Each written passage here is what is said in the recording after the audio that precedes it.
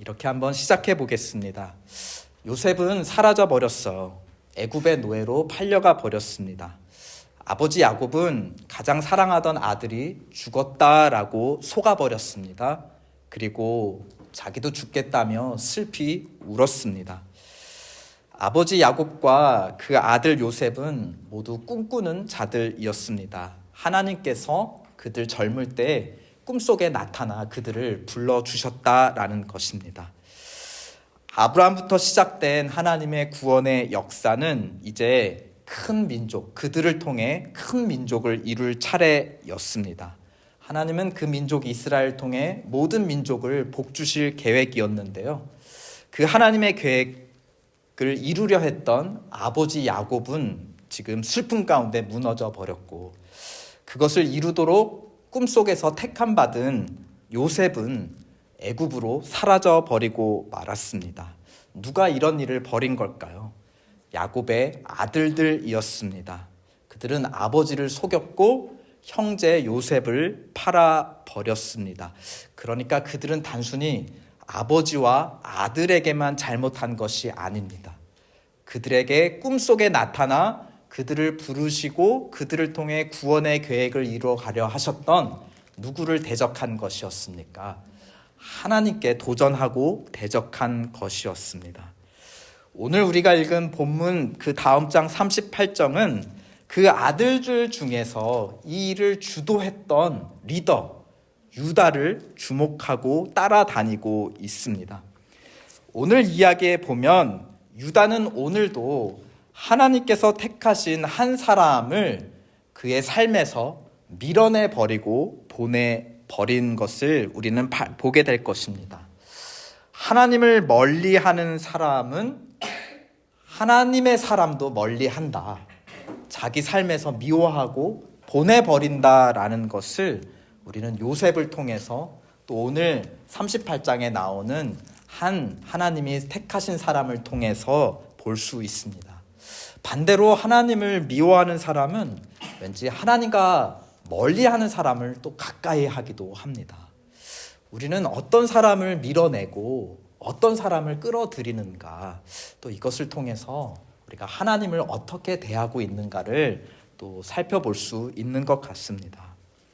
오늘 유다의 첫 모습을 보면 2절에 우리가 읽지 않은 38장 2절에 있는데 가나안 여자하고 결혼을 해요. 근데 흥미로운 것은 이 여자에 대해서 수아라고 하는 아버지의 딸이다 라고만 하지 이름을 절대 말해주지 않습니다. 그리고 이 이름 모를 여자에 대해서 유다가 한 것은 그들은 함께 잤다.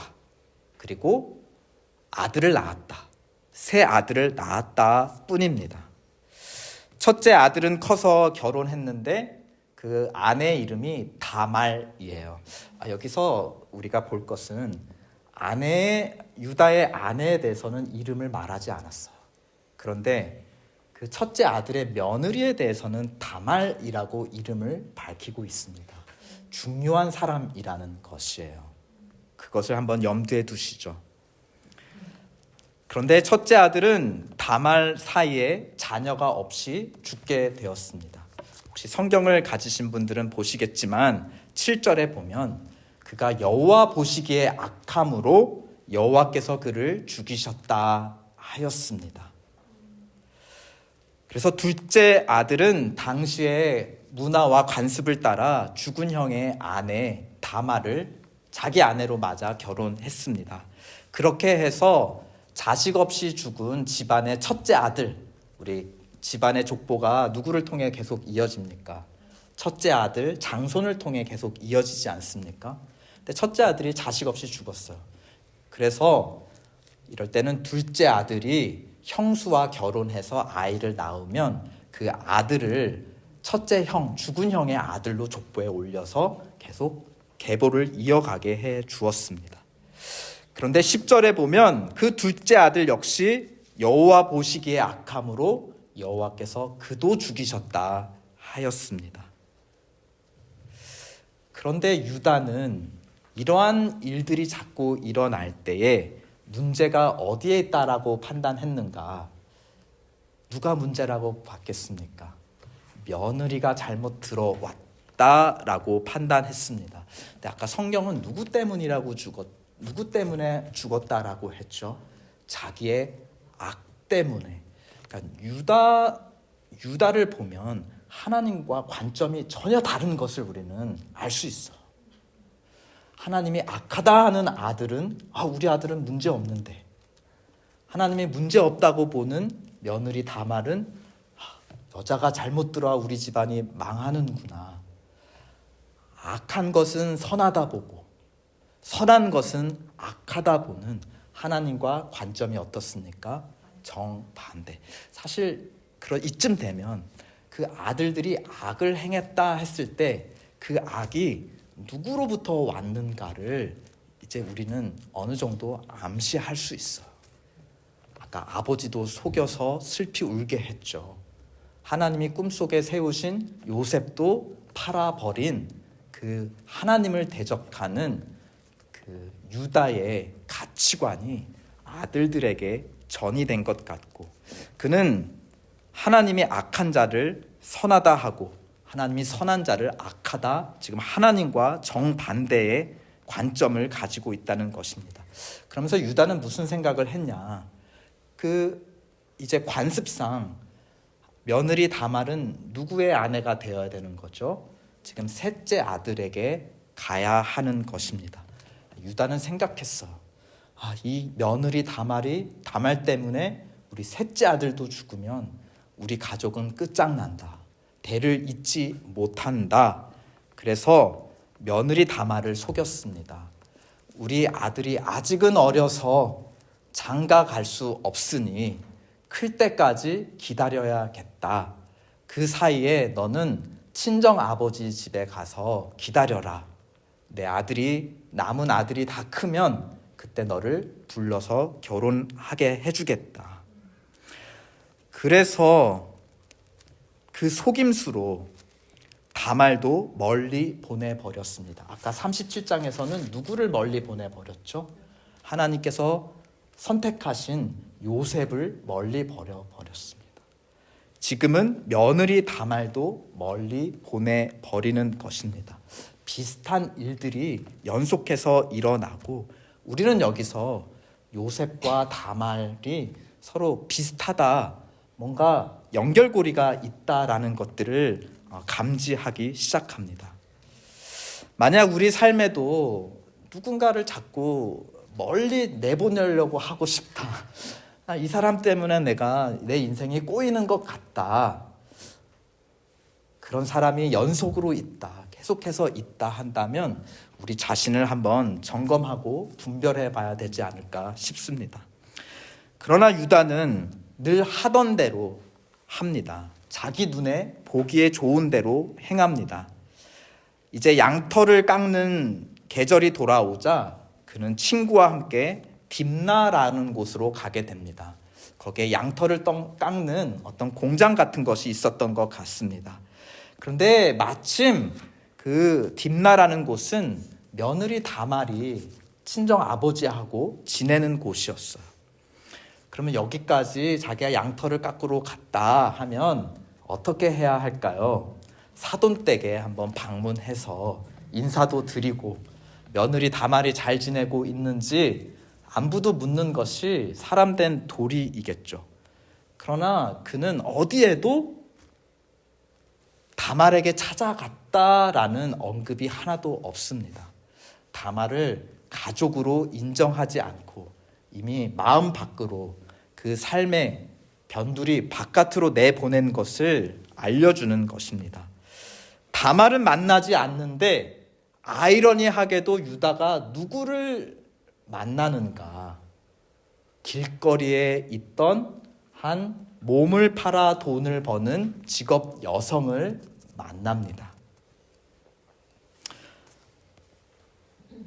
그런데 16절에 이 여자가 그럼 내게 얼마를 주겠느냐라고 물어보니까 17절에 유다가 대답합니다.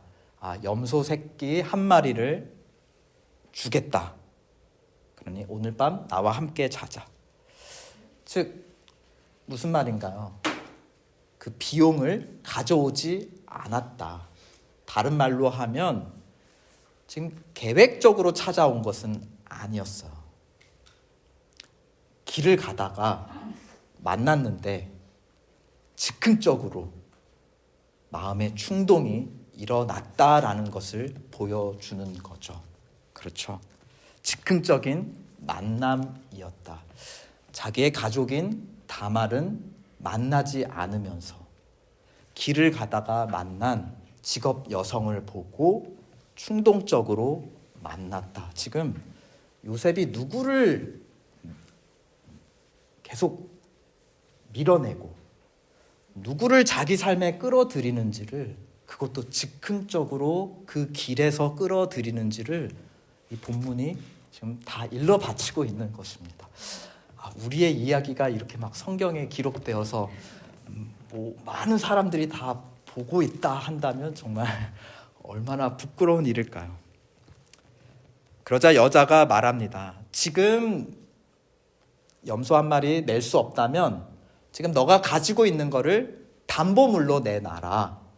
그렇죠? 그러면 내일 염소 새끼 한 마리 갖고 오면 내가 그거를 받고 너가 맡긴 물건을 내어주겠다.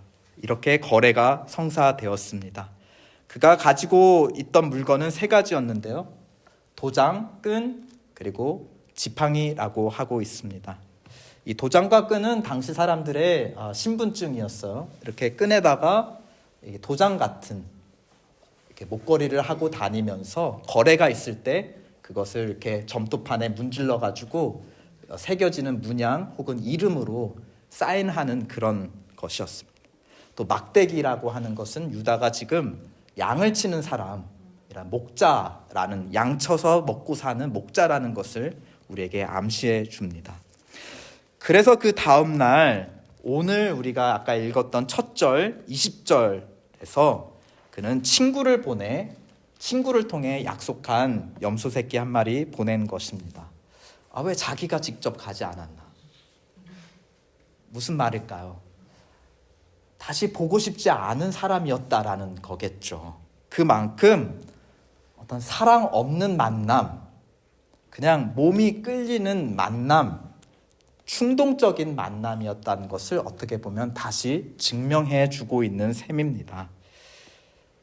어쩌면 그는 이름 모를 그 아내도 그렇게 만나 어떻게 잠자리를 갖다 보니 임신을 하게 되고 그렇게 아들을 만났던 것이 아닐까.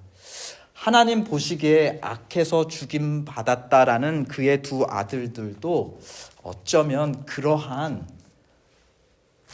여자와 관련된 죄는 아니었을까라는 정확한 문구는 없지만 이 모든 정황과 분위기가 그것을 우리에게 암시해주고 있는 것 같습니다. 그런데 21절에 돌아온 친구를 통해 듣게 되죠. 그 지역에는 그렇게 몸을 팔아 돈을 버는 직업 여성은 없다더라. 그렇죠? 그리고 나서 24절에 보면 그는 새로운 소식을 듣게 됩니다. 3달이 지났고 며느리 다말이 임신했다. 지금 셋째 아들은 원래 집에 있고 아직 어린데 지금 시아버지 집에 보낸 며느리가 임신을 했다. 다른 남자와 함께 잤다. 그 소문이 유다에게까지 들렸습니다. 참 흥미로운 것은 유다의 반응이었어요. 며느리가 있는 곳까지 와서도 아는 채도 안 했던 사람이 무엇이라 반응하고 있습니까? 당장 끌어내라, 불살라 없애버려라. 자기 가족에게 부끄러운 일을 끼치자 그제서야 다말을 인식하고 기억하고 더 분노하여서 완전히 없애버리겠다 하는 것입니다. 이제는 자기 눈밖에 없애버릴 정도가 아니라 이 세상에서 아예 없애버려야겠다라고 그제서야 분노로 다말을 대하는 것입니다. 이 이야기에 큰 반전이 있죠. 25절 다말은 이 물건을 가진 자와 나는 함께 잡고 그 사람의 아이를 임신했다. 그 물건은 도장, 끈, 막대기 누구의 것이었습니까? 시아버지 유다의 것이었습니다. 이 사건을 통해 유다는 다말을 새롭게 보게 되고, 더 정확하게 얘기하면 다말을 통해 자신을 새롭게 보게 되었어요. 26절 다 함께 읽어보실까요? 시작.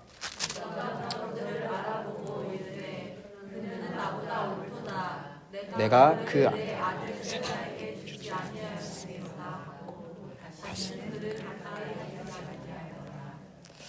이제서야 다말이 문제가 아니라 자신이 문제의 뿌리였음을 인정하게 되었다라는 것입니다.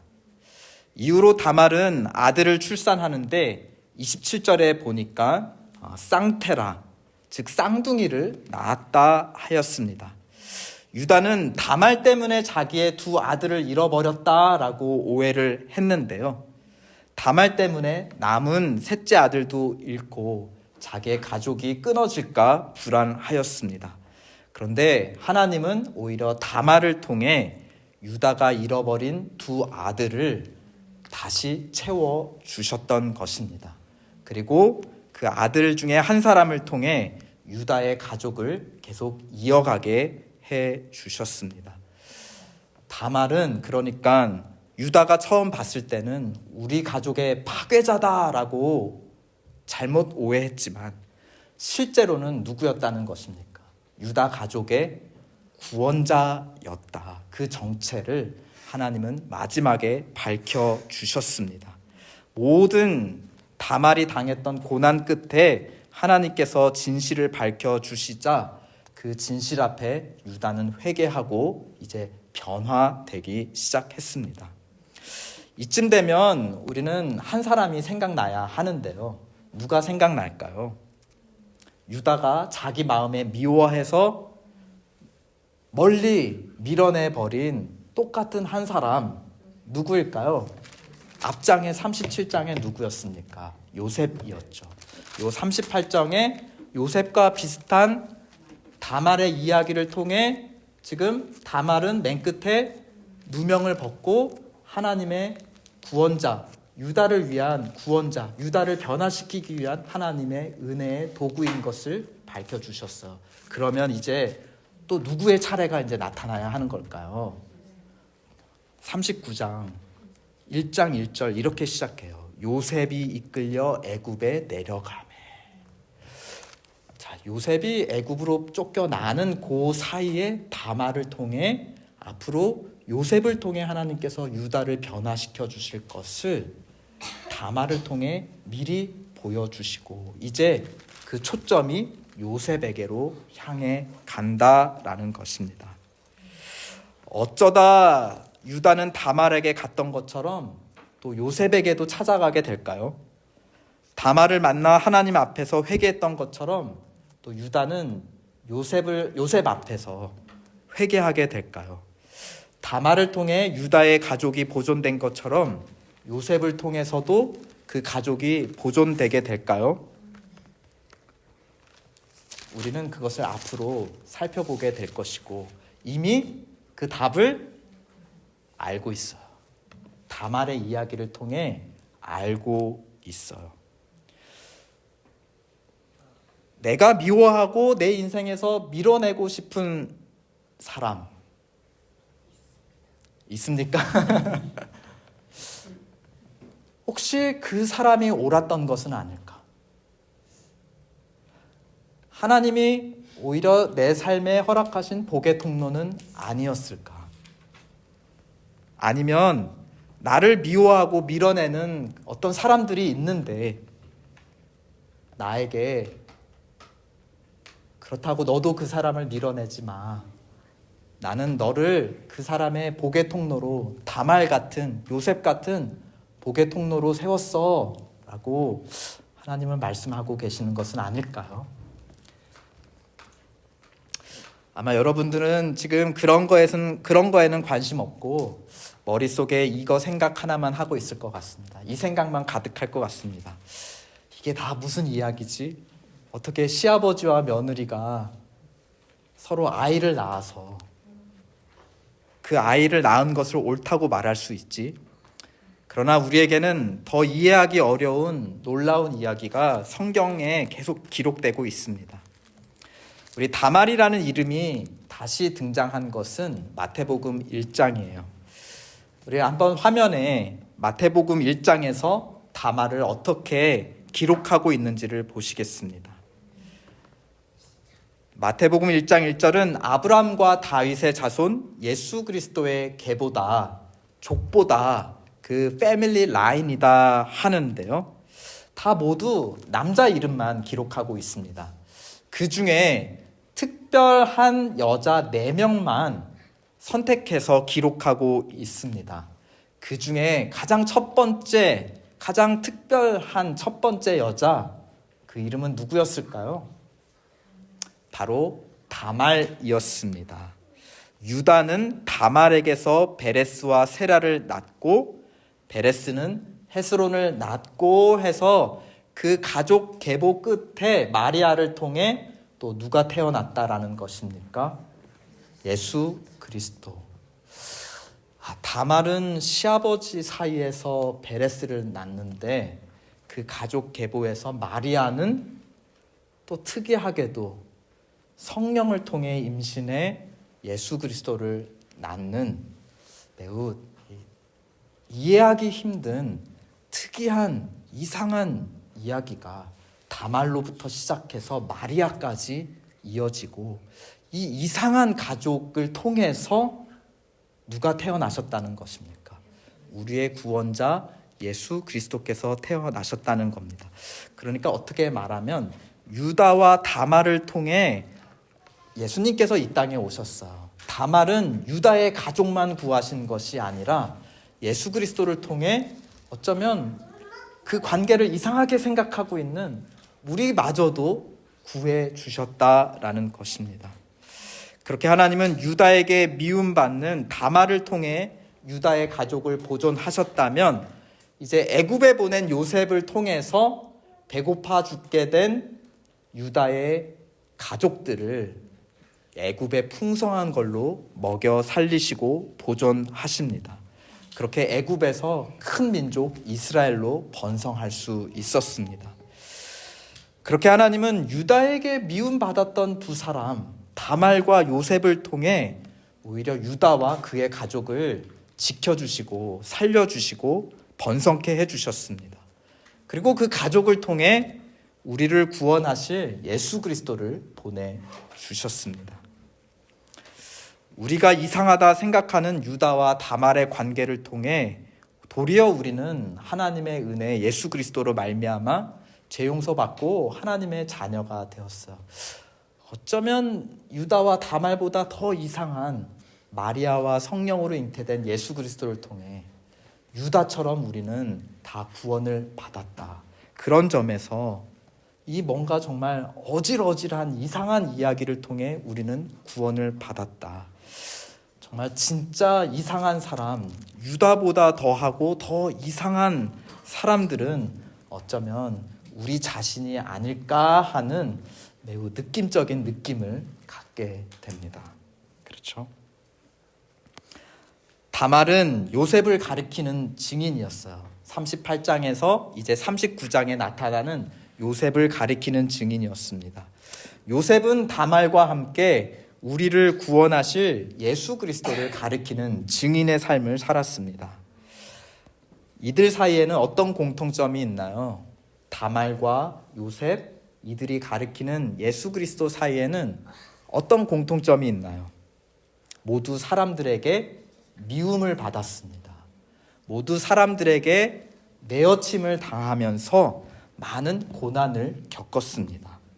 그러나 그 끝에 이들처럼 하나님은 예수 그리스도를 높여주셨습니다.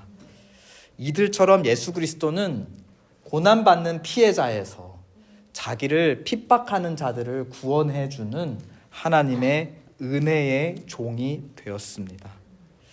그리고 이 다말과 요셉을 통해 유다의 가족은 보존되어 예수 그리스도께서 이 세상에 찾아오셨습니다. 지금도 사람들의 마음에, 인생에 찾아오고 계십니다. 누구를 통해서 그들에게 찾아가시나요? 먼저 예수님을 영접한 우리를 통해 다른 사람들의 마음에, 다른 사람들의 인생에 찾아가고 계십니다. 어떻게 그 복의 통로가 될 수 있는지를 오늘 본문에 다말이 보여주었고 앞으로 요셉이 보여줄 것입니다. 어떤 모습이었나요? 악을 악으로 갚지 않는 모습, 도리어 악을 선으로 갚는 그 모습을 통해 하나님은 끝내 진실을 밝혀주셨고 진실 앞에 유다가 변화하기 시작했습니다. 내 마음속에 계신 예수 그리스도, 어떻게 우리 마음속에 인생 가운데 찾아올 수 있었는지를 한번 생각해 보세요. 누군가가 우리를 위해 고난을 받았습니다. 누군가가 우리를 위해 희생하면서 예수님의 모습을 보여주셨습니다. 그렇죠. 그렇다면 우리를 통해 예수님이 다른 사람에게 갈 수 있는 그 통로는 무엇으로 만들어질 수 있을까요? 주님이 그 사람에게 가는 길을 무엇으로 예비할 수 있을까요? 그것은 다른 것이 아니라 다말과 요셉을 통해 이미 보여주셨습니다. 그것은 무엇이죠? 악을 악으로 갚는 것이 아니라 고난 중에 선을 행하는 것, 하나님의 뜻을 이루려고 내 자신을 바치는 것, 그것만이 예수 그리스도께서 오시는 길인 것을 오늘 다말과 요셉을 통해 우리에게 증거하고 있습니다. 이 시간 그들의 고난을 통해 우리 마음에 주님이 오시는 길을 만들어 주었던, 우리에게 예수님을 전해 주었던 사람들로 말미암아 하나님께 감사합시다. 그리고 우리도 누군가의 마음에 주님이 가시는 길이 닿을 수 있도록 끝까지 인내하며 끝까지 은혜와 선을 베풀도록 합시다. 아멘. 우리 주님을 볼 때 우리를 위해 끝까지 십자가에서 고난을 참으시고 우리가 주님에게 행한 악을 악으로 갚지 않고 도리어 우리에게 가장 큰 선을 베푸신 주님을 뵐 때에 우리는 주님을 닮아 다말처럼 또 요셉처럼 악을 선으로 끝까지 갚아줄 수 있을 것입니다. 이 시간 함께 찬양하겠습니다. 주님을 보게 하소서.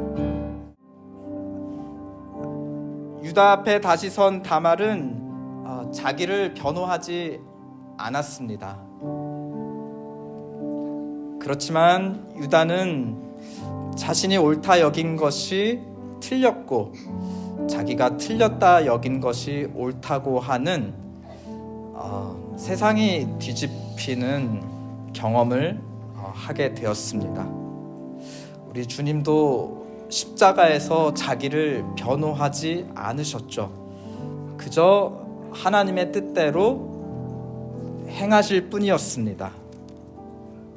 그러할 때 그 앞에 우리가 죄인됨을, 찔림을 깨닫고 우리가 틀렸다 말하는 것이 옳다 바뀌게 되고 우리가 그 전에 옳다 여기던 것들이 바뀌는 변화를 경험하게 되었습니다. 마찬가지로 선을 행하다 억울한 일을 당할 때 나를 변호한다고 해서 상대방이 변하지 않는 것을 우리는 다말을 통해 또 예수 그리스도를 통해 배우게 됩니다.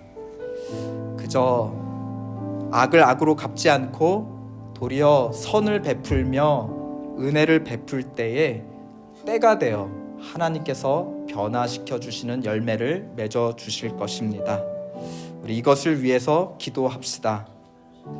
끝까지 인내하며 선을 베푸는 하나님의 도구 예수 그리스도가 그 사람의 마음에 들어가는 그 길을 만드는 사람, 선으로 그 길을 만들어 나가는 예수님의 증인 되게 도와주시옵소서. 이 시간 함께 기도하겠습니다.